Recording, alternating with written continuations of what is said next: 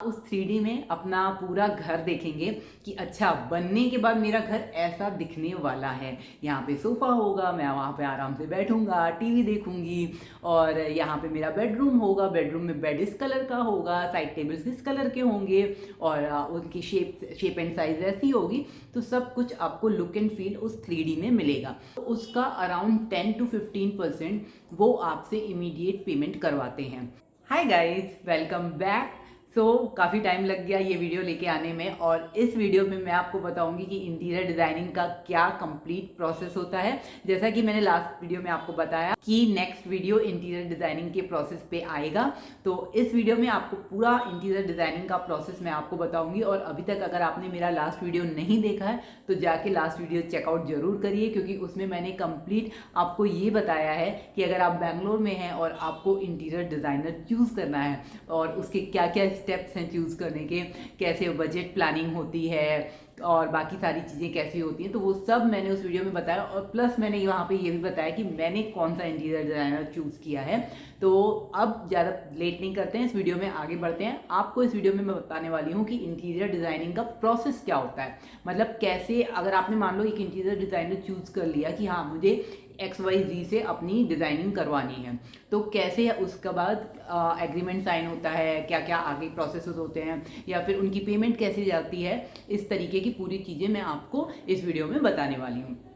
तो first of all मैं बताऊं आपको कि जब आप चूज़ कर लेते हो कि हाँ भाई मुझे इनसे ही इंटीरियर डिज़ाइनिंग करवानी है, तो जो भी उन्होंने आपको डिस्काउंट्स या ऑफर्स बोले हैं वो आपको एग्रीमेंट में लिखे हुए होने चाहिए, रिटर्न में होना चाहिए, जैसा कि मैंने लास्ट वीडियो में आपको बताया। तो अगर रिटर्न में नहीं है तो आप उनसे रिटर्न में सब कुछ लीजिए। उसके बाद जो आपकी पेमेंट का होता है, जो मतलब बजट उन्होंने आपको बताया कि ये मतलब आपका है कि आपका 8 lakhs में या 9 lakhs में या 10 lakhs में पूरा इंटीरियर हो रहा है, तो उसका अराउंड 10 to 15% वो आपसे इमीडिएट पेमेंट करवाते हैं। क्यों पेमेंट करवाते हैं? क्योंकि जब आप प्रोसेस स्टार्ट करते हो तो फर्स्ट प्रोसेस होता है इंटीरियर डिज़ाइनिंग का। मतलब आपको एक डिज़ाइनर मिलेगा, वो डिज़ाइनर आपके साथ मीटिंग करेगा, आपकी पूरी रिक्वायरमेंट आपसे लेगा डिटेल में। अभी तक प्रोसेस जो हो रहा था वो डिटेल में नहीं था, लेकिन अब डिटेल में होगा, क्योंकि अब आपका घर बनना स्टार्ट हो रहा है। तो वो डिटेल में एक एक चीज़ आपसे पूछेगा। आपको कहाँ पे किचन में कौन से टेंडम बॉक्सेस चाहिए, कौन सा कलर चाहिए, कौन से लैमिनेट्स चाहिए, कौन से शटर चाहिए, सब कुछ डिटेल में आपसे पूछेगा। और फिर वो आपको डिज़ाइन बना के आपको 3D डिज़ाइन प्रोवाइड करेगा। तो किचन की हो गई, बेडरूम की हो गई, लिविंग रूम की हो गई, आपकी टीवी यूनिट हो गई, हर चीज़ की आपको 3D डिज़ाइनिंग प्रोवाइड करेगा। तो जब वो 3D प्रोवाइड करेगा और आप उस 3D में अपना पूरा घर देखेंगे कि अच्छा बनने के बाद मेरा घर ऐसा दिखने वाला है। यहाँ पे सोफ़ा होगा, मैं वहाँ पे आराम से बैठूंगा, टीवी देखूंगी। और यहाँ पे मेरा बेडरूम होगा, बेडरूम में बेड इस कलर का होगा, साइड टेबल्स इस कलर के होंगे और उनकी शेप एंड साइज ऐसी होगी। तो सब कुछ आपको लुक एंड फील उस 3D में मिलेगा। और उस 3D से ही आप ऐसा समझ पाओगे कि आपको ये अच्छा लग रहा है या नहीं अच्छा लग रहा है। तो यहाँ पे ये प्रोसेस स्टार्ट करने के लिए आपको 10% ऑफ द बजट पेमेंट करनी ही पड़ती है। 10% आप करोगे, वो आपको डिज़ाइनर देंगे, आपकी डिज़ाइंस बनवाएंगे। डिज़ाइनर आपके साथ मल्टीपल सीटिंग करता है, मतलब मल्टीपल मीटिंग्स करता है, और उन मीटिंग्स में आप लोग डिज़ाइन मतलब फाइनलाइज करते हो कि ये आपके पूरे घर की डिज़ाइंस होंगी। तो अब मैं यहाँ पे एक बात आपको और बता दूँ कि सपोज़ एक बार आप डिज़ाइनर के पास गए और आपने कुछ डिज़ाइंस अपनी मतलब बताई और उन्होंने आपको 3D बना के दी। फिर आपको लग रहा है कि नहीं यार यहाँ पे ये नहीं, ये होना चाहिए, या फिर ये डिज़ाइन मुझे पसंद नहीं आ रही, उसको मैं बोलूँ कुछ और ऑप्शंस थे। तो आपको जो भी चाहिए, जितनी बार भी आपको उससे मीटिंग करनी है वो आप करो। आप इस प्रेशर में नहीं आओ कि यार अब 3 मीटिंग कर ली, 4 मीटिंग कर ली, अभी भी हमारी डिज़ाइन फाइनल नहीं हो पा रही है, तो वो हमें बोल सकता है कि यार नहीं अब और मीटिंग्स नहीं करेंगे, अब जो डिज़ाइन हो गई वही फाइनल है। ऐसा नहीं होता है। घर आपका है, चलेगी आपकी, पैसे आप दे रहे हो, मतलब कस्टमर दे रहे हैं। तो आपको कंप्लीट उस चीज़ का लेना है, आपको प्रॉपर डिज़ाइन करवाना है, जब तक कि आपको ये ना लगे कि हाँ बस अब मुझे जो चाहिए वो ये है। और डिज़ाइनिंग के साथ साथ वो आपको हर एक चीज़ के थोड़े थोड़े पैसे भी बताता चला जाएगा, मीन्स मनी भी बताता चला जाएगा कि अगर आप ये एक्स्ट्रा लगवा रहे हो तो फिर उसका आपको एक्स्ट्रा चार्जेस लगेगा, जो कि अगर आपके बजट में अभी तक इंक्लूड नहीं है तो वो इंक्लूड होता चला जाएगा। तो इस तरीके से क्या होता है कि जो आपका स्टार्टिंग बजट होता है वो थोड़ा तो वेरी करता है, या तो कम हो जाता है अगर आपने चीज़ें कम करवा ली तो, और या तो बढ़ जाता है अगर आपने चीज़ें बढ़वा ली तो उस तरीके से होता है। डिज़ाइन प्रोसेस पूरा होता है और लास्ट में वो 3D फाइनलाइज होती है। 3D फाइनलाइज होती है, वो आपसे रिटर्न में लेगा कि हाँ अब आपको ये डिज़ाइन पसंद है, आप इस डिज़ाइन पे साइन ऑफ दीजिए, वो आपसे साइन ऑफ लेगा। 3D के बाद वो आपको 2D भी प्रोवाइड करेगा। 2D में क्या होता है, 3D में आपको लुक एंड फील मिलता है पूरे घर का कि आपका घर ऐसा दिखने वाला है। 2D में प्रॉपर मेजरमेंट रहते हैं, प्रॉपर मटेरियल्स के नाम रहते हैं, मटेरियल्स के कंपनीज बताई जाती हैं कि ये मटेरियल इस कंपनी का लगने वाला है, प्रॉपर मेजरमेंट होते हैं, ये बॉक्स ये हैंडल इस मेजरमेंट का लग रहा है, ये हैंडल ये वाला लग रहा है, नीचे से स्कर्टिंग कितनी होगी, सब हर एक चीज़ 3D में रहती है। तो सॉरी, हर एक चीज़ 2D में रहती है। तो ये आपको जो 2D रहता है ना, ये आपको बहुत ज़्यादा हेल्प करता है जब आपका वहाँ पे इंस्टॉलेशन होता है। तो 2D को आपको बहुत ही ध्यान से पूरे अच्छे से देखना है कि कौन सी ड्रॉर का, कौन से कैबिनेट का क्या मेजरमेंट है, या हर एक चीज़ आपको ध्यान से रखना है। अब आपकी 2D बन गई। 2D बनने के बाद वो आपका जो भी सामान है वो मॉड्यूलर बनने के लिए अपने फैक्ट्री में भेज देते हैं। तो जब वो सामान बनेगा कैसे, जब वो आपका जो भी सामान लगना है उसको प्रिक्योरमेंट करेंगे, मतलब खरीदेंगे मार्केट से, फिर उसको बनाएंगे। क्योंकि क्या है कि जो सामान आप बनवा रहे हो वो किसी और के लिए तो नहीं है, आप ही के लिए है, आप ही की रिक्वायरमेंट के अकॉर्डिंग है। तो उससे पहले अगेन वो आप लोगों से जो बचा हुआ 90% अमाउंट है उसका 45% ले लेंगे, मतलब आपको बोलेंगे आप पेमेंट करो, तब आपका मॉड्यूलर सामान फैक्ट्री में बनना स्टार्ट हो जाएगा। क्योंकि ऑफ कोर्स उनको भी पैसे जब तक मिलेंगे नहीं तो सामान कहाँ से खरीदेंगे। फिर ये हो गई आपकी अराउंड 50-55% या 60% तक पेमेंट आपकी इस टाइम तक चली जाती है। आपका सामान रेडी हो रहा है फैक्ट्री में, मीनवाइल वो आपके फ्लैट में जाएंगे, आपकी मार्किंग करेंगे, फ्लैट पे मार्किंग करेंगे कि आपका बेड जो है वो यहाँ से यहाँ तक आएगा, आपकी टीवी यूनिट यहाँ से यहाँ तक रहेगी, प्रॉपर हर चीज़ की मार्किंग होगी। वहाँ मार्किंग में अगर उनको लगेगा कि नहीं एग्जैक्टली वैसा ये प्रॉब्लम आ रही है, यहाँ पे ये स्विच बोर्ड है उसको मूव करवाना पड़ेगा, या यहाँ पे ये पिलर आ रहा है जिसकी वजह से प्रॉब्लम आएगी, तो वो सारी प्रॉब्लम्स को रेक्टिफाई करके उसका सोल्यूशन निकालेंगे कि कहाँ कहाँ पे क्या किया जा सकता है। तो ये सारे जो भी प्रोसेसेस मैं आपको बता रही हूँ, इनके ब्लॉग्स ऑलरेडी मेरे चैनल पे आ चुके हैं, तो आप वहाँ से भी जाके मेरे ब्लॉग्स को भी चेकआउट कर सकते हैं कि हम लोग किस तरीके से बार बार गए थे, अपने साइट पर भी गए थे, डिज़ाइनर्स के साथ भी गए थे।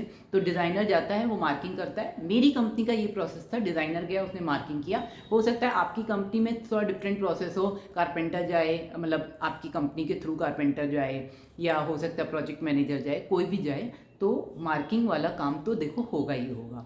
मार्किंग करके आता है, देन जब तक आपका 45 डेज़ का बेसिकली वो लोग टाइम देते हैं। 45 डेज़ में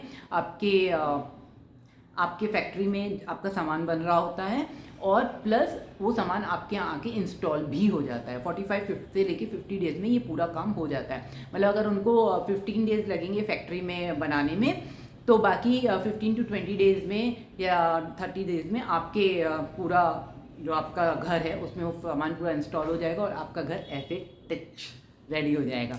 तो ये है कंप्लीट प्रोसेस उसका। उसके बाद क्या होता है कि जब सामान उधर बन रहा होता है तो मीनवाइल अगर आप लोगों की फॉल सीलिंग वगैरह है कि आपको फॉल सीलिंग कराने का भी आपने दिया हुआ है, तो क्योंकि फॉल सीलिंग में तो देखो कुछ भी फैक्ट्री से बन के आना नहीं है, तो सबसे पहले प्रोसेस वो क्या करते हैं, फॉल सीलिंग का वर्क स्टार्ट करवा देते हैं वेंडर्स को लाके। अब वो वेंडर उनके खुद के भी हो सकते हैं, हो सकता है वो अपना वेंडर मार्केट से कोई अपॉइंट करें, और बट उसमें आपको कुछ नहीं करना है, आपको सिर्फ कीज देनी है अपने फ्लैट की। वेंडर जाएगा, फॉल सीलिंग कर देगा, जहाँ पे जो भी इलेक्ट्रिक वाला काम होता है, आपको सिर्फ उनको ये बताना है कि आपको उस इलेक्ट्रिसिटी कहाँ से मिलेगी या क्या होगा, वो कुछ पॉइंट्स आपको बताने पड़ेंगे, बाकी हर एक काम वो खुद करते हैं। अब यहाँ पे एक चीज़ और है, वो खुद करते हैं बट आपको भी चाहिए कि आप जाओ साइट पे और टाइम टू टाइम आप लोग चेक भी करो कि कहाँ पे क्या हो रहा है, क्योंकि जो घर है वो आपका ही है और आपको ही उसको अच्छे से बनवाना है। तो एक एक चीज़ का ध्यान तो देखो आपको रखना पड़ेगा। थोड़ा ये नहीं कहूँगी कि वो 100% एक्यूरेट रहते हैं हर एक चीज़ में, आपको खुद से भी ध्यान देना तो पड़ेगा ही पड़ेगा।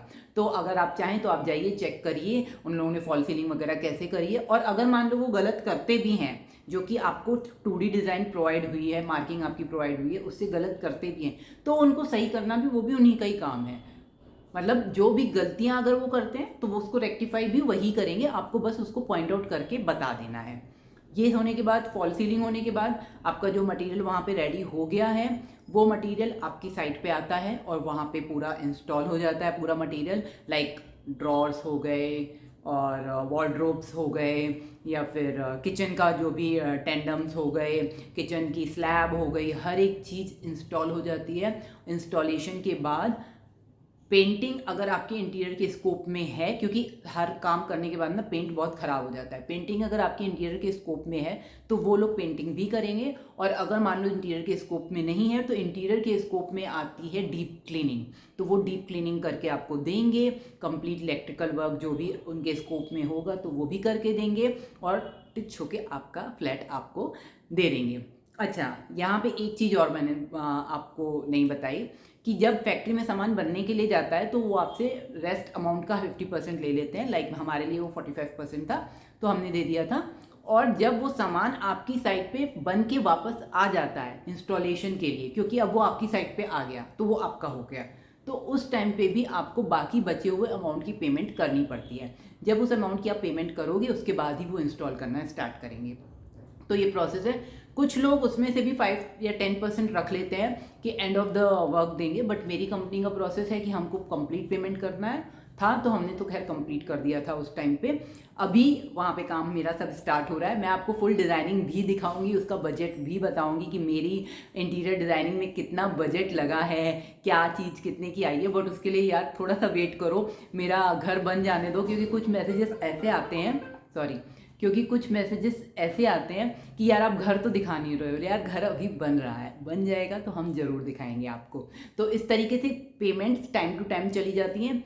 जब कंप्लीट इंस्टॉल हो जाता है, पेंटिंग हो जाती है, सब कुछ हो जाता है, तो एक बार वहाँ से बंदा आता है क्वालिटी चेक के लिए, और वो क्वालिटी चेक करके आपसे पूछता है कि आपको कोई प्रॉब्लम तो नहीं लग रही। अगर आपको कोई प्रॉब्लम लग रही है तो आप उसी टाइम पे उसको बताओ, वो उसको उसी टाइम पे रेक्टिफाई करेंगे। देखो, हमारा जो डिज़ाइनर है, हमारा जो इंटीरियर कंपनी है, हमें उससे इस तरीके की चीज़ें मिल रही हैं।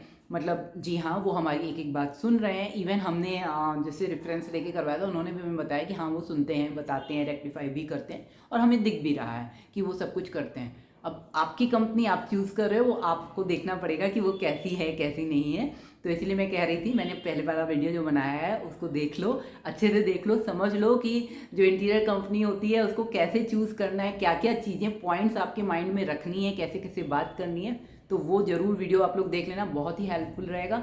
तो ये होता है इंटीरियर डिज़ाइनिंग का कंप्लीट प्रोसेस, और इसके बाद बस आपका घर आपका है और आप अपना होम टूर दीजिए, मैं भी दूंगी आपको, ज़रूर दूंगी। तो चलो, ये था इंटीरियर डिज़ाइनिंग का प्रोसेस। और अगर आप लोगों को मेरा ये वीडियो हेल्पफुल लगा हो, इन्फॉर्मेटिव लगा हो, तो वीडियो को लाइक ज़रूर करना। मिलते हैं दूसरे वीडियो में, तब तक के लिए बाय बाय।